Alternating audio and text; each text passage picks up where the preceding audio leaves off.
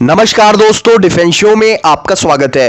तो दोस्तों, भारत और चीन के बीच पूर्वी लद्दाख में line of actual control LAC पर तनाव बरकरार है और भारत की ओर से चीनी बॉर्डर पर करीब 1 लाख सैनिक तैनात किए गए हैं। वहीं चीनी ओर से भी इतने ही सैनिक तैनात हैं। सेना और वायुसेना पूरी तरह से अलर्ट है और लगातार चौकसी बरत रही है। दोस्तों, इसी बीच ऐसी खबरें हैं कि भारत ने अपनी सबसे घातक मिसाइलों को चीनी बॉर्डर पर तैनात कर दिया है। जी हां दोस्तों, ब्रह्मोस जो कि भारत की नहीं बल्कि पूरी दुनिया की सबसे घातक सुपरसोनिक क्रूज मिसाइल है, उसको यहां पर तैनात किया गया है। इसी के साथ और 2 मिसाइल तैनात की गई हैं। ये मैं आपको इस वीडियो में बताऊंगा कि कैसे कैसे तैनाती की गई है, क्या क्या रेंज है इनकी। तो वीडियो में अंत तक बने रहिए। साथ ही लेटेस्ट डिफेंस अपडेट्स के लिए चैनल को सब्सक्राइब कर लीजिए। तो चलिए वीडियो शुरू करते हैं।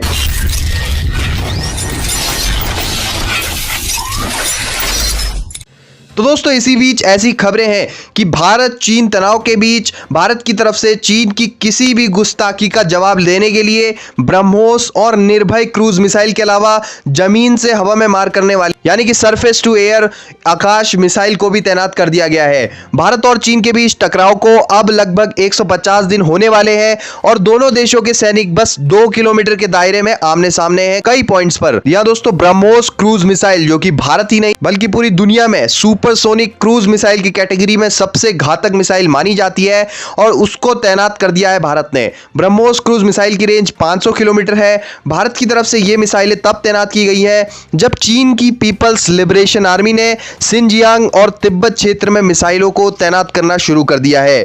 दोस्तों, PLA की वेस्टर्न थिएटर कमांड की तरफ से 2000 किलोमीटर की रेंज में हमला करने वाले हथियारों को तैनात किया गया है।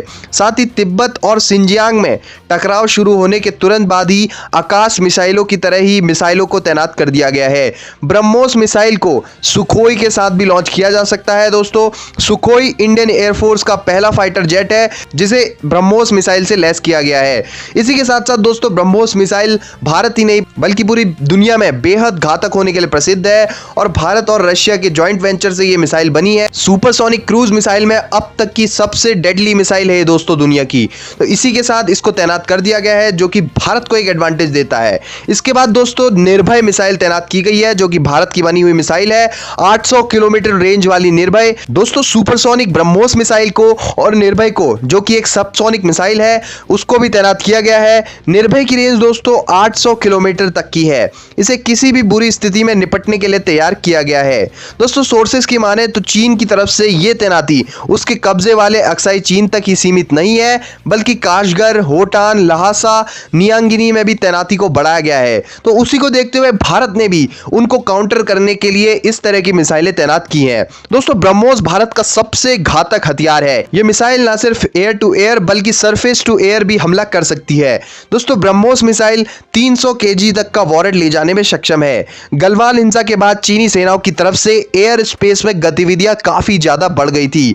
दोस्तों, चीनी ओर से सुखोई 30 और बॉम्बर्स को भारतीय सीमा के करीब तैनात किया गया था, जिसके बाद भारत ने भी अपनी ओर से इसी तरह के घातक हथियार तैनात किए हैं। दोस्तों, भारत की तरफ से गलवान घाटी की हिंसा के बाद से ही आकाश एयर डिफेंस मिसाइल सिस्टम को तैनात कर दिया गया था।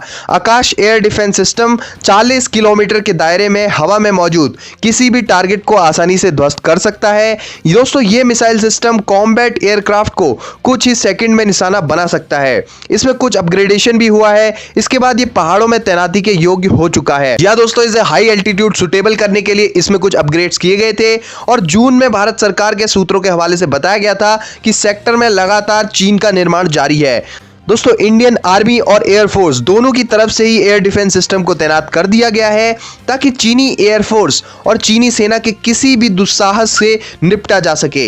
ये एयरक्राफ्ट भारत की सीमा के 10 किलोमीटर से कुछ ही ज्यादा की दूरी पर उड़ान भर रहे थे। दोस्तों, भारत और चीन के बीच मई माह से ही पूर्वी लद्दाख में टकराव की स्थिति है। 15 जून को इस टकराव ने गलवान घाटी में हिंसा का रूप ले लिया था।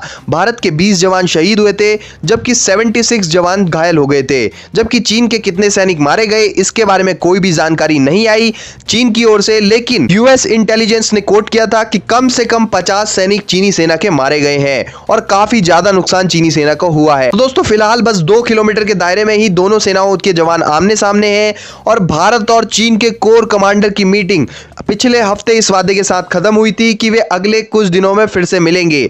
भारत में रक्षा विशेषज्ञों का मानना है कि चीन पर भरोसा करना बेहद मुश्किल है। वहीं रक्षा मंत्रालय के सूत्रों की माने तो चीन साल 2017 में डोकलाम संकट के बाद से ही कोई समझौता नहीं मान रहा है। दोस्तों, चीन वैसे भी किसी समझौते पर विश्वास नहीं करता और उनके साथ कोई समझौता करना ना के बराबर ही है। तो भारत को यहां पर अपनी सतर्कता बनाए रखनी होगी। आप क्या सोचते हैं इस बारे में कमेंट सेक्शन में बताइए। साथ ही लेटेस्ट डिफेंस अपडेट्स के लिए चैनल को सब्सक्राइब कर लीजिए। जय हिंद, वंदे मातरम।